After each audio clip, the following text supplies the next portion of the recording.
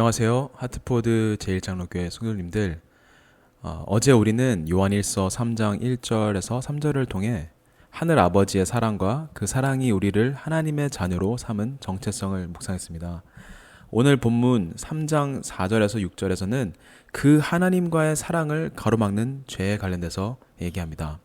그래서 오늘 말씀을 읽겠습니다. 죄를 짓는 자마다 불법을 행하나니 죄는 불법이라.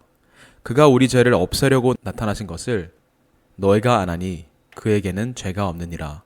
그 안에 거하는 자마다 죄를 짓지 아니하고 죄를 짓는 자마다 그를 보지도 못하였고 그를 알지도 못하였느니라. 아멘.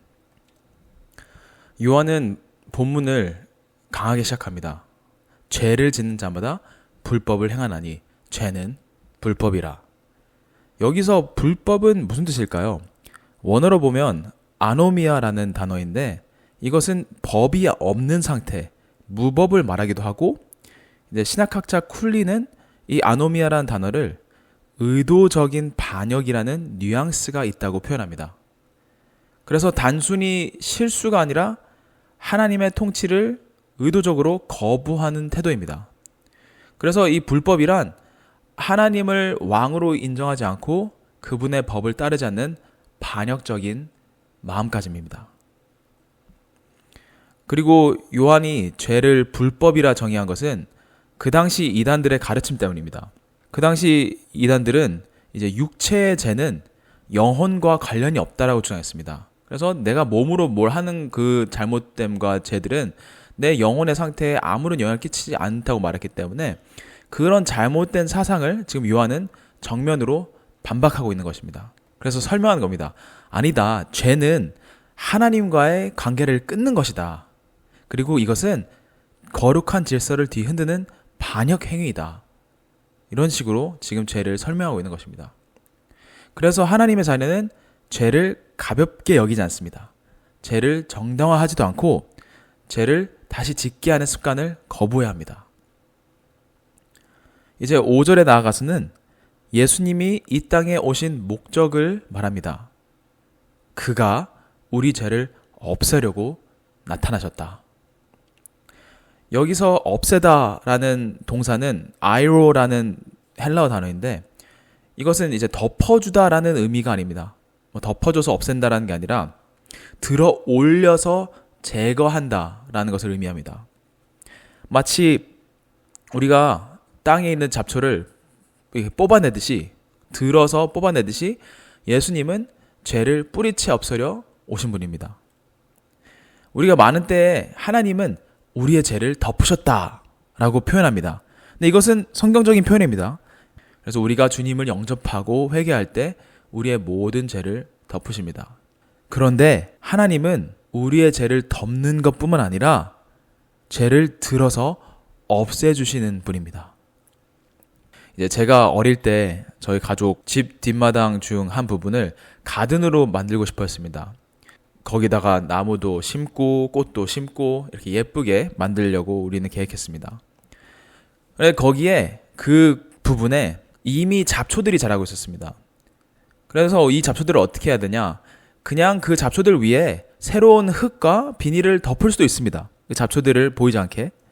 근데 이것은 일시적인 해결이고 그 잡초들을 덮는다 할지라도 결국 그것을 뚫고 나와서 잡초들은 또 나오게 돼 있습니다.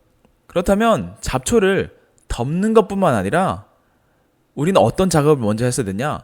저희는 잡초들을 뿌리채 뽑아 없애는 작업을 해야 했습니다. 비슷하게 예수님은 우리의 마음을 새로운 정원으로 가꾸시기 위해서 새로운 열매들이 우리 삶에서 나타날 수 있게 하시도록 우리의 마음에 있는 죄를 보혈로 덮는 것뿐만 아니라 죄를 들어 뽑아 없애주십니다. 왜냐하면 그분은 죄의 건세를 이기셨기 때문입니다. 우리가 많은 때에 이제 우리의 삶을 보면서, 우리의 죄를 보면서, 우리의 잘못들을 보면서 막 무기력해지고 이제 낙심할 때가 있습니다. 나는 결국 이런 사람이구나. 그래, 나는 어쩔 수 없구나. 이건 내 성격이니까 이거는 고칠 수가 없구나. 어쩔 수 없지. 하지만 우리가 우리의 죄를 바라보면서 무기력해질 때 저희는 이 구절을 꼭 기억해야 됩니다. 예수님은 죄를 없애려고 나타나셨다. 여기서 이 들어올려 없앤다라는 그 헬라어 동사 아이로는 또 어디서 언급되냐면 유명한 마태복음 21장 21절에서 예수님이 사용하십니다. 그 구절에 뭐라 되어 있냐? 내가 진실로 너에게 이르노니 만일 너희가 믿음이 있고 의심하지 아니하면 이 무화과 나무에게 된 이런 일만 할 뿐 아니라 이 산더러 들려 바다에 던져지라 하여도 될 것이요. 너희가 기도할 때 무엇이든지 믿고 구하는 것은 다 받으리라 하시니라. 자, 여기서 예수님이 산이 들려 할 때라고 말씀하실 때도 그 동사도 같은 아이로라는 단어입니다. 예수님은 믿음이 있는 자는 산도 옮길 수 있다고 하셨습니다. 그렇다면 우리의 삶 속에서도 우리의 삶 속에 산처럼 버티고 있는 그 죄도, 그 크게 보이는 죄도, 내가 아무리 내 노력으로 움직이려 해도 꿈쩍이지 않던 그 죄도, 평생 자리 잡은 것 같이 보이는 그 죄도 우리가 믿음으로 주님께 나아갈 때 그 죄는 들려 옮겨질 수 있습니다.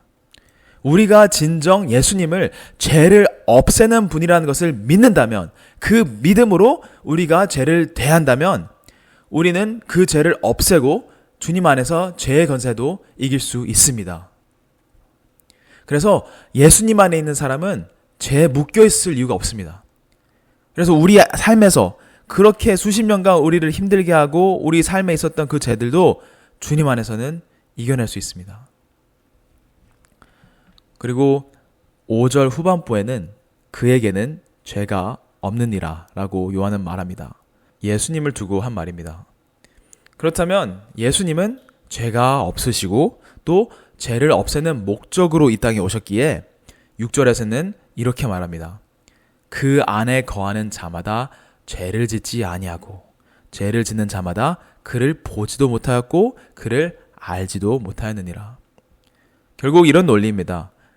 죄 없는 그리스도께서 이 땅에 오신 목적이 죄를 멸하심이라면 그분 안에 거하는 자는 죄 가운데 머문다는 것은 모순이다. 그러므로 요한은 죄를 짓는 자는 그분을 보지도 못하고 알지도 못한 자라고 묘사합니다. 그런데 여기서 말하는 죄를 짓지 아니한다. 이 표현은 도대체 어떤 의미일까요? 이 구절은 겉으로 보기엔 처음 그냥 읽었을 때는 참된 신자, 진짜 믿는 사람은 결코 죄를 짓지 않는다처럼 들립니다. 처음 읽었을 때는.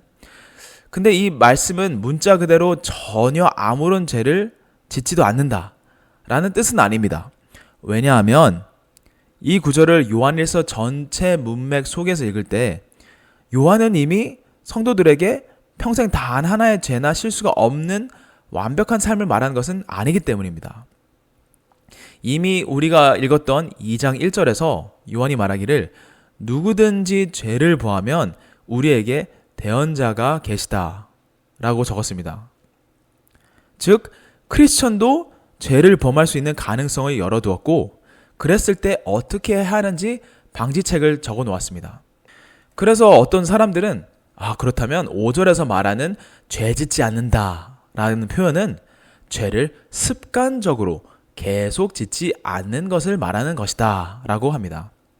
그런데 이렇게 말하는 거에도 문제가 있는 게 그렇다면 가끔 종종 짓는 죄는 괜찮은 건가? 라고 들리게 됩니다. 그래서 신약학자 마틴 쿨리는 이렇게 설명합니다. 이분의 글을 좀 길게 인용할 텐데 한번 잘 들어보시기 바랍니다. 이분이 이렇게 적었습니다. 요한의 윤리적 기준은 이 서신 전체에서 그리고 여기에서도 놀라울 정도로 높다. 그러므로 현재 시제를 지속적이거나 습관적인 죄로만 한정하여 해석함으로써 요한의 주장을 약화시키지 않는 것이 중요하다. 그렇게 해석하면 참된 그리스도인은 단지 죄를 계속 반복하지 않기만 하면 된다는 잘못된 결론에 이를 수 있다. 요한이 사용한 현재 시제는 죄의 빈도가 아니라 죄라는 과정 자체를 묘사한다. 그리스도 안에 거하는 자의 삶 속에는 그런 죄의 가정이 자리할 수 없다는 것이다.